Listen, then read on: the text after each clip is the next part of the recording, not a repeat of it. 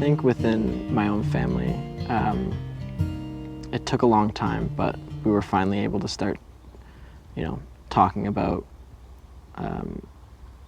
my brother and talk about all the nuances of his personality, talking about, I don't know, some of the times he got into trouble for things, and, the mischief he got up to. So you can really remember and really talk about the person for who they are, but it does take time. I think for me, it depends on the person and the different context. My parents, my mom is the one who often talks about Kara and shares all of her funny moments and stuff, and it's very sentimental. For me, I find it difficult talking about it because, kind of Libby said, it's kind of hard to, or for me at least, it's hard for me to express those emotions, especially with my family. A lot of our conversation has brought up about the importance of connecting with our families and being with our families. But then also there's this aspect of we don't all grieve the same. Even we were talking about here, we grieve differently. The two of you we all remember things differently, and our parents and families grieve differently as well. Our parents grieve differently than us. So I'm just wondering about that. Can you tell us about the importance of still connecting with family, though, even though you might not be feeling things in the same way? I think it's important, just even if you're not up for it, but to just try and have those difficult conversations. Don't force yourself to do something that's really not what you want to do, but just try and maybe if it's not sharing or talking about that day, but maybe even say oh, I remember, do you remember when when someone did this?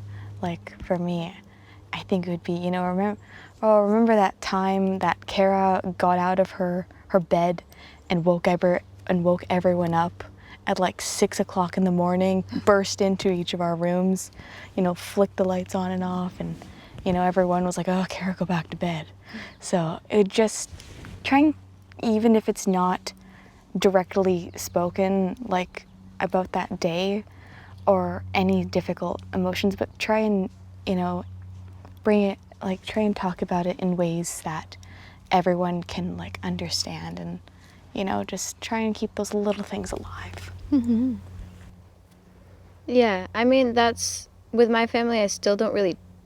I don't like talking to them about how I feel about things, but I will talk to them about memories, especially when it's in context and it just comes up in conversation. I'm perfectly fine with that, and it's good to connect in that sense and talk about those things and keep those memories alive. I think, family is really important because they're the people who know the person you've lost just as well as you do. And same goes for very close friends and family friends. One of the ways we've all, expressed how we preserve the memory of someone who's passed is by sharing experiences we've had with them. And naturally, the people who are closest to us will be able to share more stories. Yeah, it's only just me and my mom, and so my family's been there for me at times.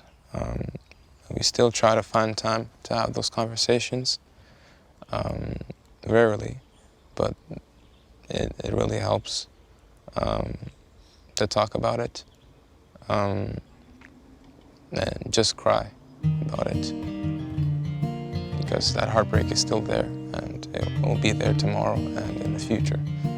So if you talk about it, you can change your perspective of it.